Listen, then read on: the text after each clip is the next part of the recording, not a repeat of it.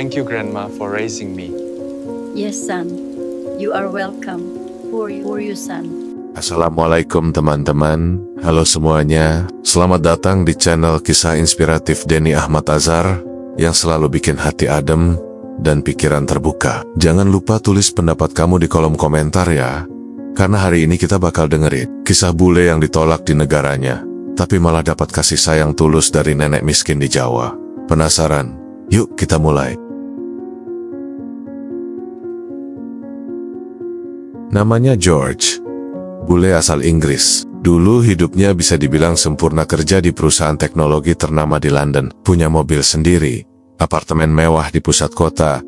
Tiap akhir pekan bisa liburan ke luar negeri. Hidupnya dikelilingi gemerlap kota dan tuan men yang selalu ada saat senang. Tapi semua itu berubah drastis ketika pandemi datang. Perusahaannya ambruk dalam sekejap, dan George termasuk salah satu karyawan yang harus dilepas. Awalnya dia masih tenang, yakin bisa dapat kerja baru. Tapi hari-hari berlalu, dan panggilan kerja tak kunjung datang. Tabungannya terkuras untuk biaya hidup. Teman-temannya yang dulu dekat mulai menjauh, satu demi satu menghilang. Saat dia pulang ke rumah ibunya untuk meminta bantuan, jawaban sang ibu justru membuat hatinya runtuh.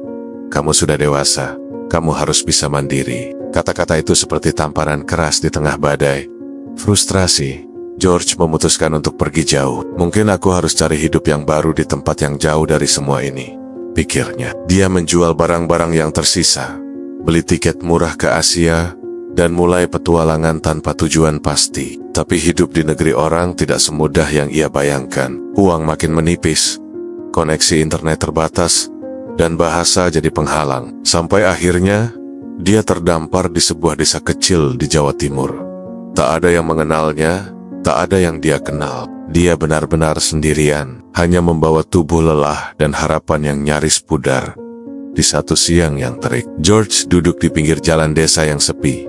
Tubuhnya lemas, perutnya kosong sejak kemarin, dan matanya mulai kabur karena dehidrasi. Dia sudah berjalan jauh tanpa arah, hanya berharap ada yang memberinya air atau sekadar senyum ramah. Tapi yang datang justru lebih dari itu. Seorang nenek tua dengan keranjang sayur di punggungnya berhenti tepat di depannya. Keriput di wajahnya tak menyembunyikan rasa iba yang tulus. "Nak, kamu kenapa loh? Kok duduk di situ sendirian? Yuk ikut mbah, makan dulu ya," ucapnya lembut dengan bahasa Jawa yang George tak sepenuhnya mengerti.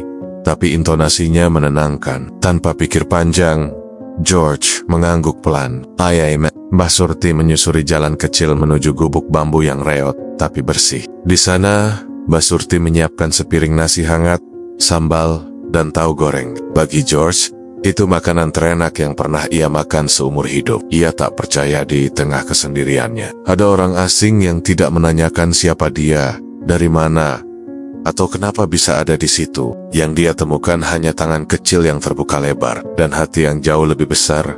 Sejak hari itu, George tinggal bersama Mbah Surti.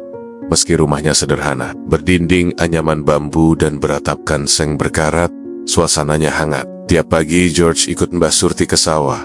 Kadang hanya membantu menyiangi rumput, atau membawa hasil panen ke pasar. Bahasa menjadi tantangan, tapi mereka belajar saling memahami lewat gestur, senyum, dan sedikit-sedikit Google Translate dari ponsel George yang baterainya tinggal separuh. Mereka tak butuh banyak kata, cukup tatapan yang jujur dan perhatian kecil sehari-hari. George mulai terbiasa hidup tanpa kasur empuk, tanpa AC, bahkan tanpa listrik di malam hari. Anehnya, ia tak pernah merasa kekurangan. Suatu malam, ketika mereka sedang duduk di depan rumah menikmati teh hangat, Mbah Surti memandangnya lama. "Mbah ora duwe anak maneh, kabeh wis ndalu ning Gusti," ucapnya lirih.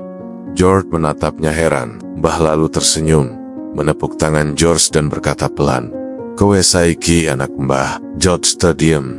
Air matanya jatuh tanpa bisa ditahan. Untuk pertama kalinya sejak hidupnya hancur, ia merasa diterima tanpa syarat. Ia bukan sekadar bule tersesat, tapi seseorang yang dipeluk tanpa alasan. Di rumah kecil itu, ia menemukan kembali arti keluarga bukan dari darah, tapi dari kasih yang tak bisa dijelaskan dengan logika. Kisah ini awalnya hanya diketahui warga desa yang sudah menganggap George bagian dari mereka. Namun, segalanya berubah saat sekelompok mahasiswa KKN datang untuk program pengabdian. Suatu pagi, mereka melihat seorang bule tinggi berkulit putih sedang membantu seorang nenek tua menata sayur di pasar tradisional. Pemandangan itu begitu kontras dan mengundang rasa penasaran. "Loh, bule kok tinggal di sini?" tanya salah satu dari mereka. Rasa ingin tahu itu membuat mereka mendekat, berbicara dengan warga sekitar, dan akhirnya tahu bahwa bule itu bernama George, seorang mantan warga Inggris yang kini tinggal bersama Mbah Surti, nenek sederhana di desa terpencil. Mahasiswa itu merekam momen George membantu Mbah Surti dengan senyum ramah, lalu mengunggahnya ke TikTok. Tak disangka, video itu langsung viral dalam semalam. Netizen Indonesia membanjiri kolom komentar, banyak yang tersentuh, banyak pula yang mengirim donasi. Beberapa media bahkan datang mewawancarai George, tapi dengan wajah tenang, ia hanya berkata, "Saya kehilangan segalanya di negara saya, tapi di sini saya justru merasa punya keluarga." Kalimat itu menyentuh hati jutaan orang. Di negeri yang asing, George justru menemukan rumah yang sesungguhnya. Kini, George tak hanya menjadi bagian dari desa dia, sudah seperti jantung kecil yang menghidupkan harapan di antara warga. Bahasa Jawa sudah lancar di lidahnya, logat Inggrisnya masih terdengar, tapi justru itu yang membuat anak-anak desa makin semangat belajar darinya. Setiap sore, halaman rumah Mbak Surti berubah jadi kelas kecil. George mengajarkan bahasa Inggris dengan cara yang menyenangkan, sambil bercanda dan bernyanyi. Anak-anak tertawa, tak lagi canggung menghadapi bule, karena bagi mereka, George bukan orang asing, dia adalah Mas George, guru dan kakak bagi semua. Ia juga rajin membuat video bersama Mbah Surti di kanal YouTube sederhana milik mereka. Isinya seputar kehidupan desa, bercocok tanam, dan kadang hanya obrolan ringan berbahasa campur Jawa Inggris yang menghibur. Channel itu makin hari makin ramai, banyak yang terinspirasi. Tapi George tak mencari popularitas. Ia hanya ingin berbagi kebaikan, seperti yang dulu ia terima dari Mbah Surti. Suatu hari, ia berkata pelan di depan kamera, "Kalau Mbah bisa tulus ke orang asing kayak aku, kenapa kita justru sering lupa tulus sama keluarga sendiri?" Kata-katanya sederhana, tapi menghujam seperti cermin yang mengingatkan kita akan cinta yang sering kita abaikan. Jadi teman-teman, jangan pernah remehkan kebaikan kecil. Kadang, orang yang paling gak punya justru paling banyak memberi. Kisah George dan Mbah Surti ini ngajarin kita bahwa keluarga itu bukan soal darah tapi soal hati.